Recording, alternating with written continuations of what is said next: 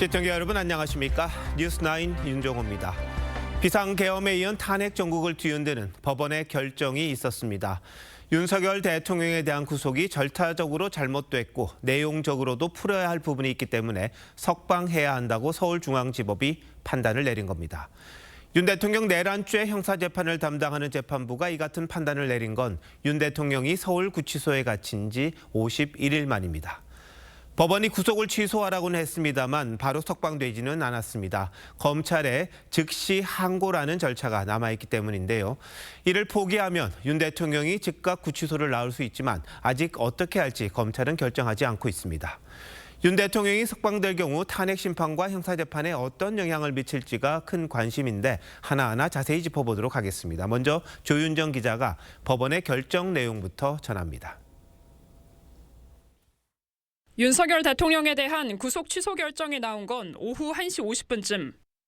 윤 대통령 내란 혐의 형사 재판을 진행 중인 서울중앙지법 형사 25부는 윤 대통령 측의 구속 취소 청구를 인용했습니다. 검찰이 기소했을 땐 이미 구속 기간이 끝난 뒤라는 윤 대통령 측 주장을 재판부가 받아들인 겁니다. 윤 대통령 측은 지난달 4일 구속 기간이 만료된 뒤 기소가 이뤄졌고 구속영장도 내란죄 수사권이 없는 공수처가 위법하게 받은 거라며 구속 취소를 청구했습니다.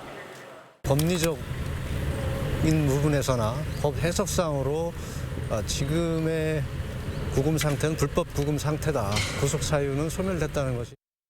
재판부는 지난 20일 변론 준비 기일에 한 차례 신문 뒤 양측에 열흘 이내 추가 의견서를 제출하라고 요구했습니다. 그리고 숙고 끝에 구속 취소를 결정했습니다. 윤 대통령이 체포 구금된 지 51일, 구속 취소를 청구한 지 31일 만입니다.